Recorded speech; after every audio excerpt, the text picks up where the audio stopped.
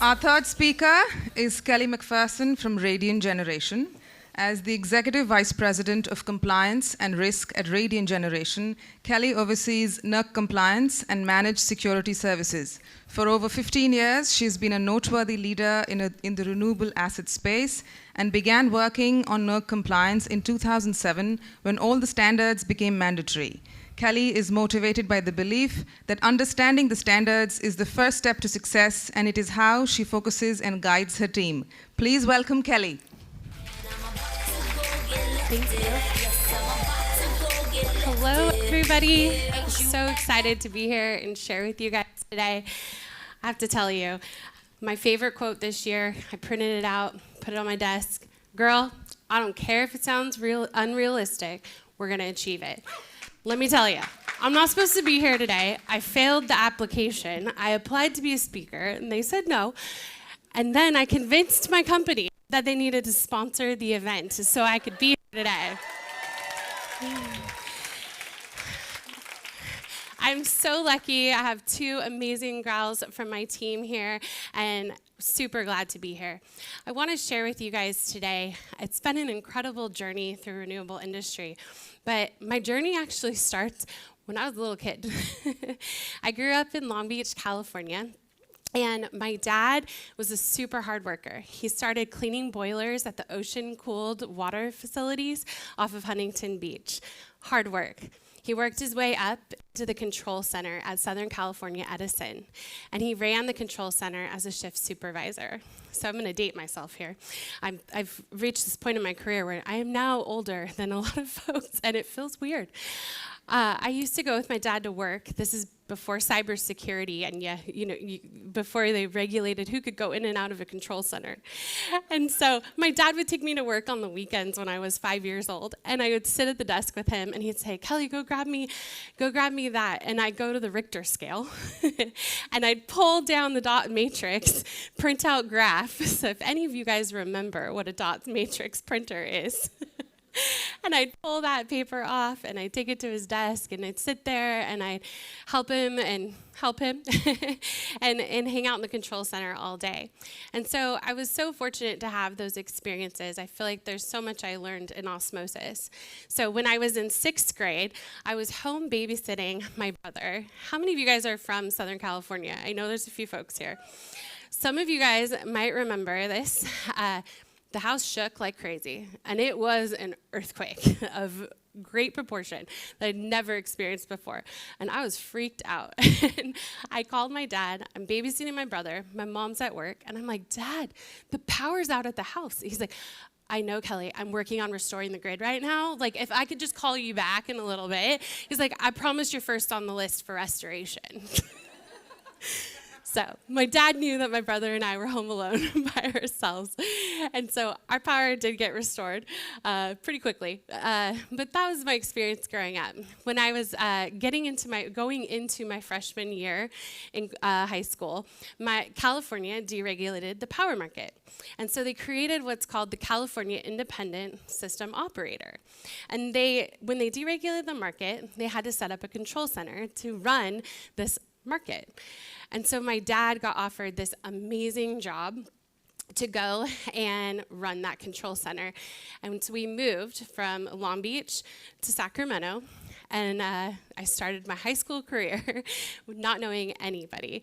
And I was really upset. I had made the water polo team. I was like, it was a big transition for our family. But so I spent high school with my dad at the California ISO, and then my dad moved up in his career. And so when I was in college, there started to be this body of work being done by the federal government.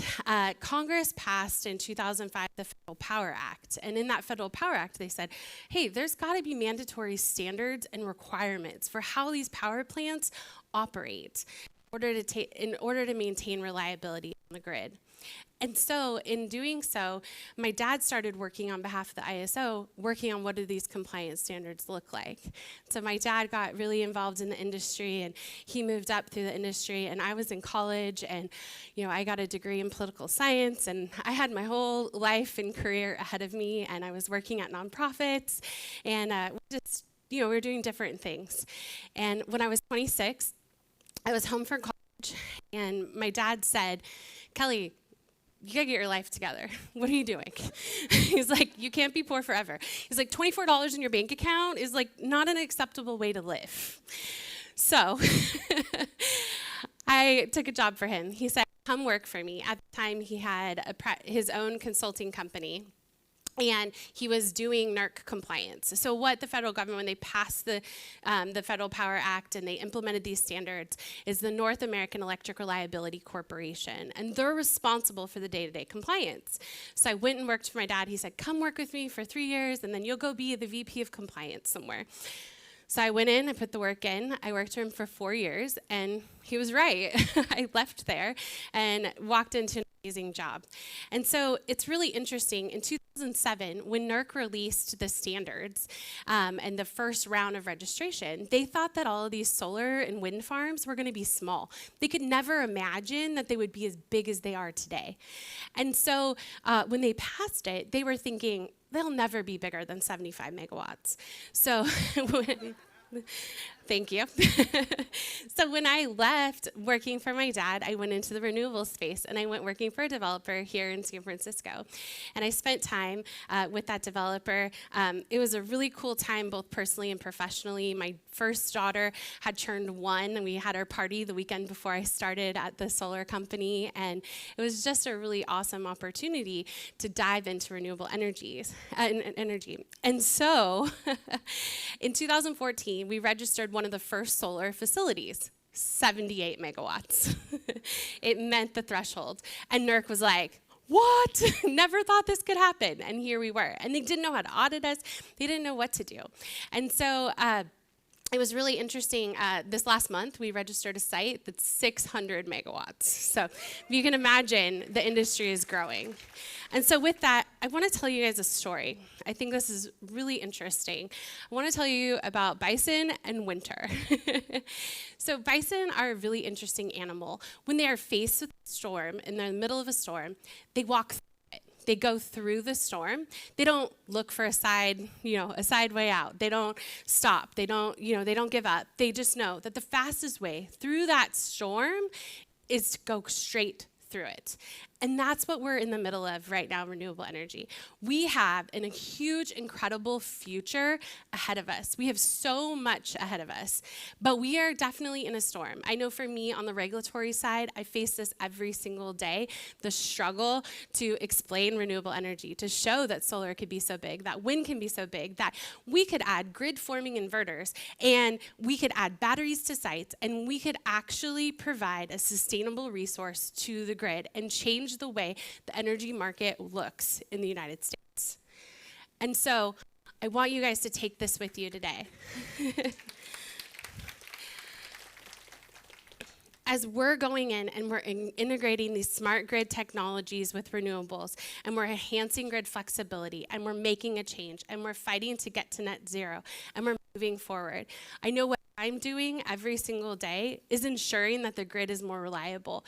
These power plants, I would like to challenge you all to start talking with that language, that we are growing up, we're fighting through the storm, and we're getting credibility. NERC compliance, for me, seems to be the ultimate trump card, that we're showing the energy industry that we can be reliable assets.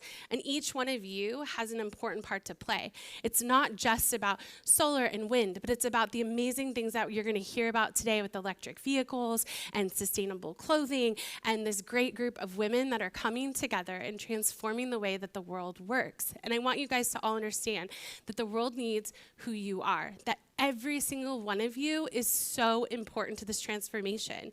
When I started NERC compliance, there was less than 100 people that were experts in what I did.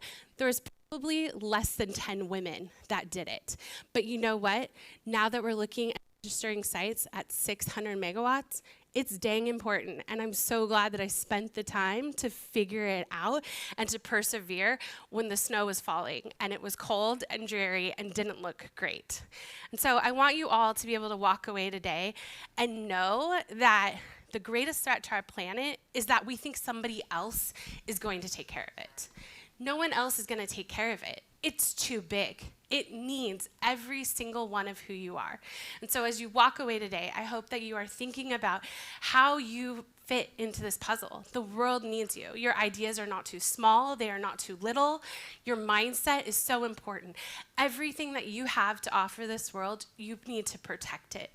And you need to put on the blinders and put on the ear muffles and put on the cap and walk through that storm and ignore the rest of the world.